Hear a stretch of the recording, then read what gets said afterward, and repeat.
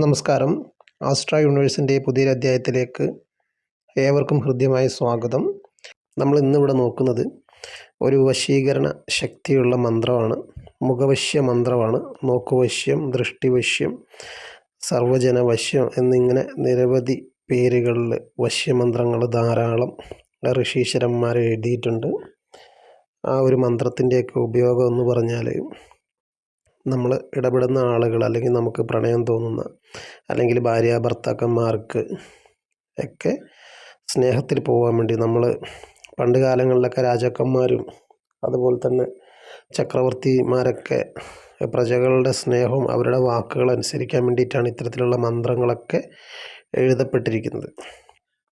അപ്പോൾ നമ്മുടെ നിത്യജീവിതത്തിലും നമ്മൾ ഇടപെടുന്ന ആളുകളൊക്കെ ആയിട്ടൊരു സ്നേഹത്തിൽ പോകാൻ വേണ്ടിയിട്ടും അതുപോലെ തന്നെ അവരുടെ ഒരു അംഗീകാരവും ഒരു പരിഗണനയും നമ്മുടെ ജീവിതത്തിൽ ലഭിക്കാൻ വേണ്ടിയിട്ട്, പിണങ്ങി പിരിഞ്ഞിരിക്കുന്ന ഭാര്യ ഭർത്താക്കന്മാർ ഒരുമിക്കാൻ വേണ്ടിയിട്ടും, അതുപോലെ തന്നെ സഹോദരന്മാരായാലും, നമ്മൾ തൊഴിൽ സ്ഥലത്ത് നമ്മുടെ മേലധികാരികളായാലും, അതുപോലെ നമ്മുടെ സഹപ്രവർത്തകരായാലും, അപ്പോൾ അവരൊക്കെ നമുക്ക് നിരവധി തടസ്സങ്ങളുണ്ടാക്കും.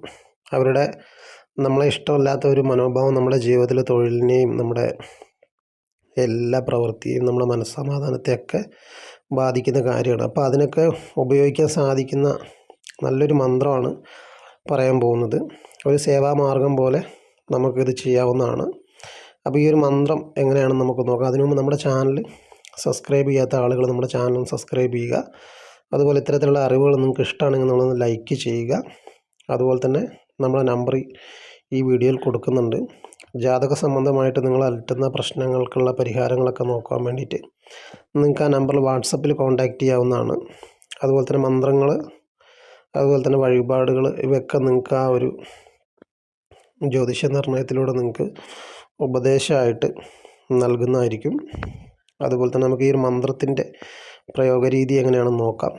നമ്മുടെ ഈ ഒരു മുഖം, നമ്മൾ ഈ ഒരു മന്ത്രം നിത്യം ജപിക്കുന്ന വ്യക്തി, അവരുടെ മുഖം കാണുന്ന മാത്രയിൽ തന്നെ ആളുകൾക്ക് അദ്ദേഹത്തോടൊരു സ്നേഹവും ഒരു ബഹുമാനമൊക്കെ തോന്നും.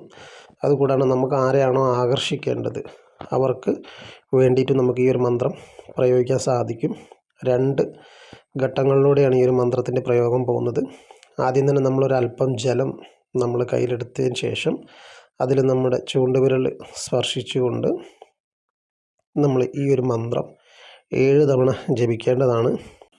ആദ്യത്തെ മന്ത്രം നമുക്ക് നോക്കാം. ക്ലീം കാമദേവായ മമ വക്ത്രം ദർശനം പ്രസന്നയാമി സർവ ലോകാനുകൂലം ആദിനാഥാനന്ദ പരമശിവാദി ഗുരുചര്യന്ത പാതുകാം നമ. ഈ ഒരു മന്ത്രം നിങ്ങൾ 7 തവണയാണ് ആ ഒരു വെള്ളത്തിൽ സ്പർശിച്ചുകൊണ്ട് ജപിക്കേണ്ടത്. ശേഷം നിങ്ങളുടെ മുഖമൊക്കെ വൃത്തിയായി കഴുകിയതിന് ശേഷം, കൈയും കാലൊക്കെ വൃത്തിയായി കഴുകിയതിന് ശേഷം നിങ്ങൾ ഈ ഒരു മന്ത്രത്തിൻ്റെ ജപത്തിലോട്ട് കടക്കുകയാണ്. ഓം ഹ്രീം ക്ലീം ക്ലീം ക്ലീം സർവവശ്യം മത മത ശ്രീം ശ്രീം ശ്രീം സർവാകർഷണം കുരു കുരു സ്വാഹ. അപ്പോൾ ഈ ഒരു മന്ത്രം നിങ്ങൾ 108 ഉരുവാണ് ജപിക്കേണ്ടത്.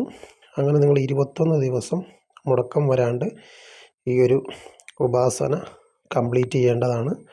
ശേഷം നിങ്ങൾക്ക് ആവശ്യം വരുമ്പോഴൊക്കെ നിങ്ങൾക്ക് ഈ ഒരു മന്ത്രം മാത്രമായിട്ട് 3 തവണ നിങ്ങൾക്ക് രണ്ടാമത് പറഞ്ഞ മന്ത്രം 3 തവണ നിങ്ങൾ ജപിക്കുന്ന സമയത്ത് നിങ്ങളുടെ മുഖം ദർശിക്കുന്ന വ്യക്തികളൊക്കെ നിങ്ങൾക്ക് അനുകൂലമായിട്ട് നിങ്ങളോടൊരു സ്നേഹവും ബഹുമാനവും പ്രേമമൊക്കെ തോന്നുന്ന രീതിയിലുള്ള ഒരു മനോഭാവം അവരിലുണ്ടാകുന്നതാണ്. നമ്മൾ തൊഴിൽ സ്ഥലത്തൊക്കെ നമുക്ക് പ്രയോഗിക്കാൻ സാധിക്കുന്നൊരു മന്ത്രമാണ്. പല ആളുകളും നമ്മളെ സമീപിക്കുന്ന എല്ലാ ആളുകൾക്കും കൂടെ തൊഴിൽ ചെയ്യുന്ന ആളുകളാണ് ഏറ്റവും കൂടുതൽ ബുദ്ധിമുട്ടായി വരുന്നത്. അപ്പോൾ അത്തരക്കാർക്കൊക്കെ ഉപയോഗിക്കാൻ കഴിയുന്ന മന്ത്രമാണ്. പിന്നീട് നമുക്ക് 3 തവണ ആവശ്യം വരുന്ന സമയങ്ങളിലെല്ലാം, ഒരു വ്യക്തിയെ സമീപിക്കുന്ന സമയങ്ങളിലെല്ലാം നമുക്കിത് 3 തവണ മനസ്സിൽ ജപിക്കുന്ന സമയത്ത് അത് കാണുന്ന വ്യക്തിക്ക്, അല്ലെങ്കിൽ നമ്മുടെ തൊട്ടടുത്ത് നിൽക്കുന്ന ആൾക്ക് നമ്മളോട് അതിയായിട്ടുള്ള ഒരു സ്നേഹം തോന്നുന്നതായിരിക്കും. മുഖവശ്യ മന്ത്രമാണ്. അവർക്ക് നമ്മുടെ മുഖത്തിൽ, നമ്മളെ കാണുന്ന വ്യക്തിക്ക് നമ്മുടെ മുഖത്തിനോട് വളരെയധികം ആകർഷണത തോന്നുമെന്നാണ് ഈ ഒരു മന്ത്രത്തിൻ്റെ പ്രയോഗത്താൽ നമുക്ക് ലഭിക്കുന്ന ഒരു സിദ്ധി. വളരെ പവർഫുള്ളായിട്ടുള്ള മന്ത്രമാണ്. ഈ ഒരു മന്ത്രം നമ്മൾ ജപിച്ച് സിദ്ധി വരുത്താൻ വേണ്ടി 21 ദിവസമാണ് നമ്മൾ തുടർച്ചയായിട്ട് പരിശ്രമിക്കേണ്ടത്. അതിനുശേഷം പിന്നെ നമുക്ക് വെറും 3 തവണ മാത്രം നമുക്ക് ജപിച്ചാൽ മതിയാവും.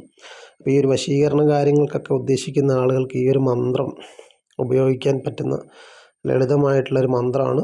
പക്ഷേ ഈ ഒരു മന്ത്രം നിങ്ങൾ 2 മന്ത്രങ്ങളും കാണാപ്പാഠം പഠിച്ച ശേഷം മാത്രമേ നിങ്ങൾ ഉപയോഗിക്കാൻ പാടുള്ളൂ. നമ്മൾ നോക്കി വായിക്കാനോ അത് തപ്പിത്തടഞ്ഞ് ചൊല്ലുവാനൊന്നും നിൽക്കരുത്. അപ്പോൾ നമുക്ക് 21 ദിവസം കൊണ്ട് സിദ്ധമാകുന്ന മന്ത്രമാണ്.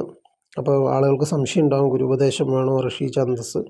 ഈ ഒരു മന്ത്രത്തിൻ്റെ പ്രയോഗത്തിൽ ഇത്രയും നമ്മൾ ഈ പറഞ്ഞ കാര്യങ്ങൾ മാത്രം ശ്രദ്ധിച്ചു കഴിഞ്ഞാൽ നിങ്ങൾക്ക് വശ്യം നിങ്ങൾ ആഗ്രഹിച്ച രീതിയിൽ ഉണ്ടാകുന്നതാണ്.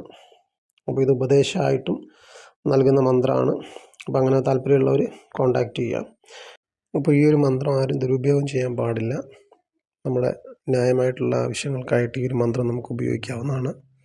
അതുപോലെ തന്നെ മേൽപ്പറഞ്ഞ രീതിയിലുള്ള ജപസാധനങ്ങൾ ചെയ്യുന്നതിൻ്റെ കൂടെ തന്നെ ഈ ഒരു മന്ത്രം ഒരു തകിടിലെഴുതി, ചെമ്പിലോ വെള്ളിയിലോ തകിടിലെഴുതി ഏലസിലാക്കി ധരിക്കുന്നത് നമുക്ക് അതീവ വശ്യം നമ്മളുടെ ജീവിതത്തിൽ എല്ലാവരോടും പ്രപഞ്ചത്തെ തന്നെ വശീകരിക്കുന്ന ഒരു വശിശക്തി നമ്മളിലേക്ക് വരുവാൻ ഈ ഒരു ഏലസ് തയ്യാറാക്കുന്ന ഒരു ക്രിയ കൂടെയുണ്ട്. അപ്പോൾ ഏവർക്കും ഇന്നത്തെ വീഡിയോയെ പറ്റിയിട്ട് പൂർണ്ണമായി മനസ്സിലായെന്ന് വിശ്വസിക്കുന്നു.